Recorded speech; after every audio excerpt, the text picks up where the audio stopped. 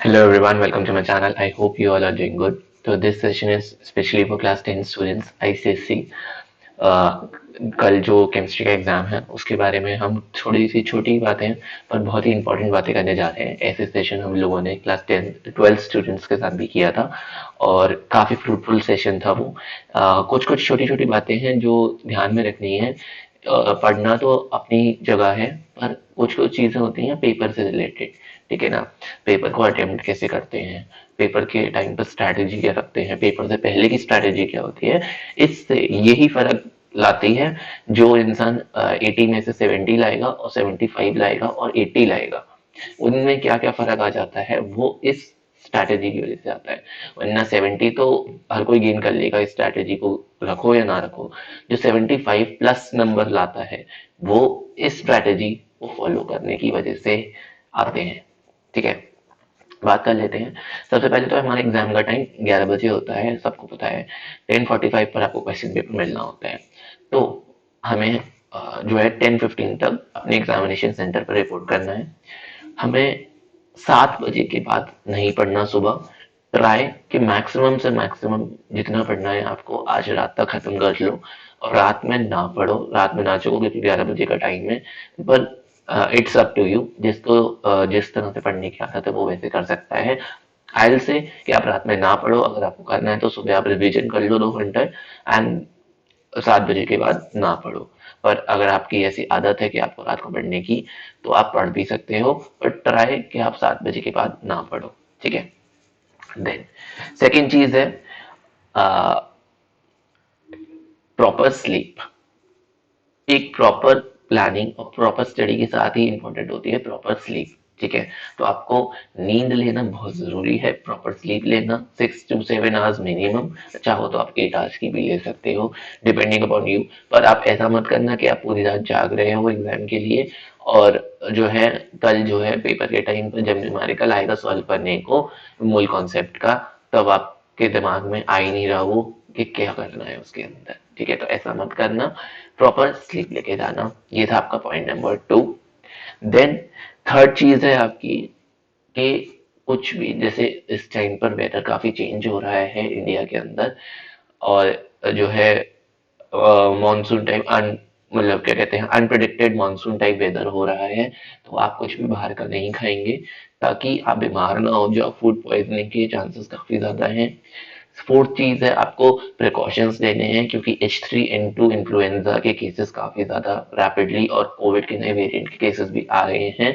तो avoid gathering in public places, क्योंकि अगर गॉड फॉरबिड अगर कुछ केस ऐसा हुआ तो आपके एग्जाम्स पर दिक्कत आ सकती है। तो जब तक एग्जाम्स हैं तब तक ट्राई करना है कि आप ऐसी क्राउडेड प्लेसेस पर ना जाओ और आपकी फैमिली मेंबर्स को भी अवेयर करना, ठीक है। क्योंकि केसेस काफी ज्यादा आ रहे हैं, स्पेशली महाराष्ट्र रीजन में काफी ज्यादा केसेस हैं, तो इसलिए। देन है आपकी चीजें जो आपको लेके जानी है आपके बॉक्स में, आपके किट में।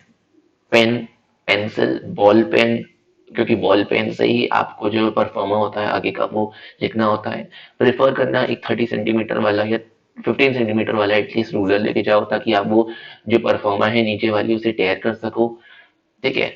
तो वो लेके जाना। देन आपके पास आपका एडमिट कार्ड और वाटर बॉटल, वाटर बॉटल लेके जाना और एडमिट कार्ड का देख लेना कि आपके पास सब कुछ सामान हो ले जाते टाइम, ठीक है। अब उसके बाद बात आती है पेपर के टाइम पर, क्योंकि 11 बजे के टाइम पर ज्यादा धूप नहीं होगी, वेदर भी सही हो रहा है, तो ऐसा गर्मी वाली बात नहीं है। वरना मैं आपको बोलता कुछ अलग से प्रिकॉशंस लेने के लिए। अब आती है मेन पेपर वाली बात कि हमारे को पेपर के टाइम टाइम मैनेजमेंट कैसे करना है और पेपर को किस तरह से अटेम्प्ट करना है। और देखो हम लोग जो है 10:30 के अराउंड एग्जामिनेशन हॉल में चले जाएंगे। 10:45 हमारे को पेपर डिस्ट्रीब्यूट हो जाएगा। सबसे पहले आपको अपनी एंट्रीज फिल करनी है सारी, अपनी आंसर शीट में सारी एंट्रीज ध्यान से फिल करना। कुछ भी चीज इधर से उधर मत करना, कटिंग्स अवॉइड करना, उसके अंदर कटिंग्स नहीं होने चाहिए बिल्कुल भी, स्पेशली जो आपका फर्स्ट पेज है उसके अंदर। ये सब इंश्योर करने के बाद आप अगर आपका कुछ ऐसा है तो आप एग्जामिनर को बताएंगे, इन्विजिलेटर को, सुपरवाइजर को बताएंगे। और क्वेश्चन पेपर में सबसे पहले आपको चेक करना है जितने पेजेस प्रिंटेड लिखे हैं नीचे फुटर में, जो उसका फुटर है, फुटर में लिखा रहता है कि this paper contains how much printed pages and how much blank page. तो आपको इंश्योर करना है कि सारे पेजेस उसके अकॉर्डिंग, जैसे 8 प्रिंटेड पेजेस लिखा है तो चेक कर लेना 8 पेजेस प्रिंट है कि नहीं। अगर कुछ इस तरह की प्रॉब्लम आती है तो आप सीधे सुपरवाइजर को बताएंगे। ठीक है, तो पहली बात तो ये रही। सेकेंड चीज है, पेपर हमारे 10:45 आएगा, तो 10:45 से 11 बजे तक 15 मिनट है। 15 मिनट में मतलब समझ लो आप सेक्शन ए कर सकते हो उसमें पूरा। ठीक है, इतना टाइम है। इसमें हमें सिर्फ दो काम करने हैं। पहला काम है सेक्शन बी में कौन से 4 क्वेश्चन हमें करने हैं वो हमें उसी टाइम पर सॉर्ट आउट कर लेने हैं कि ये वाले 4 क्वेश्चन के हम हमें इस क्वेश्चन के ये पार्ट्स आते हैं और हमें ये क्वेश्चन करने हैं। आप पहले अपने बेस्ट 4 चुन लेना। सेकेंड काम आपको ये करना है कि आप ये देखेंगे कि ऑब्जेक्टिव में जहां जहां ऑब्जेक्टिव है आपको ऑब्जेक्टिव सॉल्व कर लेने हैं अपने माइंड में ही कि इस क्वेश्चन का आपको पेपर को पहले रीड करना है। रीड करने से क्या होगा, आपको ये पता चल जाएगा कि कौन से पेज पर कौन से चैप्टर का ये क्वेश्चन आया है। सपोज करो अगर कोई क्वेश्चन आया है प्रिपरेशन ऑफ एल्कीन्स का, तो आपको याद आ जाएगा कि हमारी रिएक्शन कौन सी थी, कंडीशंस कौन सी थी, प्रोडक्ट कौन सा था, या फिर आए कि gas use in artificial ripening of fruits. तो आपको वो चीज दिमाग में क्लिक हो जाएगी।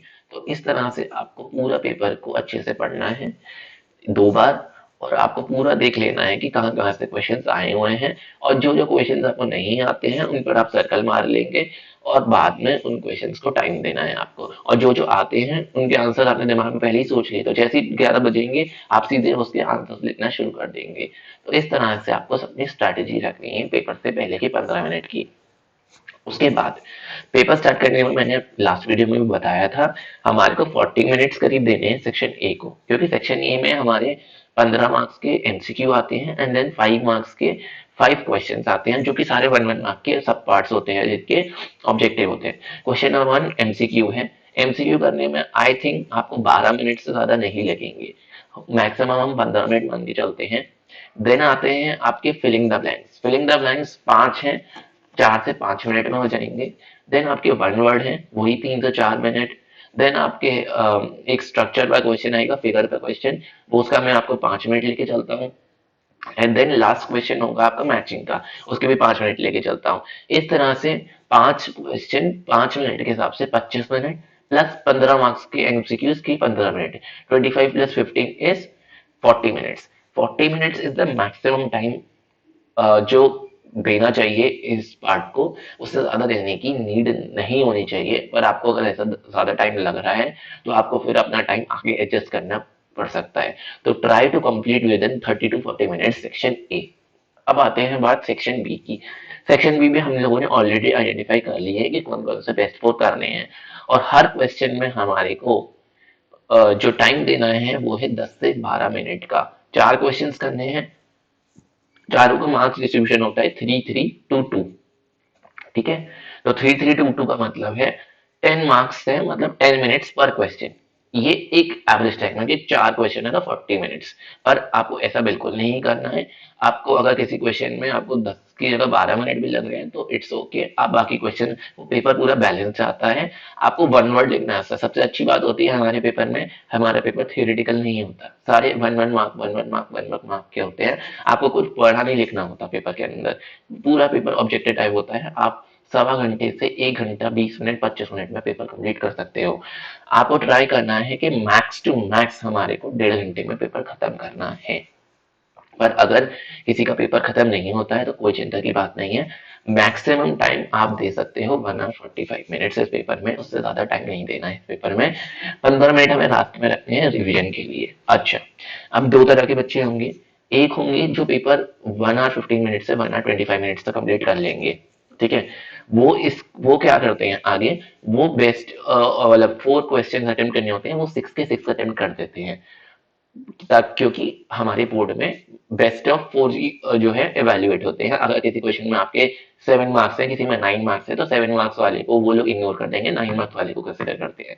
पर अब इसके दो जो है पर्सपेक्टिव है कि आपको इसकी कॉस्ट पर अपने बाकी क्वेश्चंस को सैक्रिफाइस नहीं करना है कि आप सारे क्वेश्चंस कर दो और सारों में आप गलती कर दो। इससे अच्छा है आप बेस्ट आप 4 करो और सारे अच्छे क्वेश्चंस करो। ये उन लोगों के लिए है सिर्फ जिन्होंने बिल्कुल ही सब कुछ क्वेश्चंस कर लिए हैं, सब चीज़ों से डन है वो, तो जाके आप एक्स्ट्रा क्वेश्चंस अटेम्प्ट कर सकते हैं।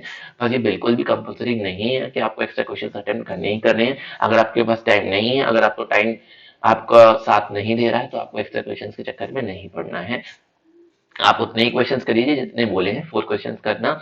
अपना टेक्स्ट बल 1 hour 45 minutes के फ्रेम में आप कंप्लीट कर लेना। लास्ट के 15 मिनट होंगे आपके जो क्वेश्चंस नहीं आते हैं, जिन पर आपने सर्कल मारा था स्टार्टिंग में, उनको सोचने के लिए, और सेकेंडली जो है अपना पेपर रिवाइज करने के लिए। अच्छा, अब बात हो गई हमारी कि किसी ने एक्स्ट्रा क्वेश्चंस कर लिए, ठीक है, वेल एंड गुड। पर जो भी एक्स्ट्रा क्वेश्चंस कर रहा है वो भी 1 hour 45 minutes के अंदर ही करेगा। लास्ट के 15 मिनट सारा बच्चा जो एक्स्ट्रा कर रहा है वो भी, जो एक्स्ट्रा नहीं कर रहा वो भी, सबके लिए रहेंगे रिवीजन के।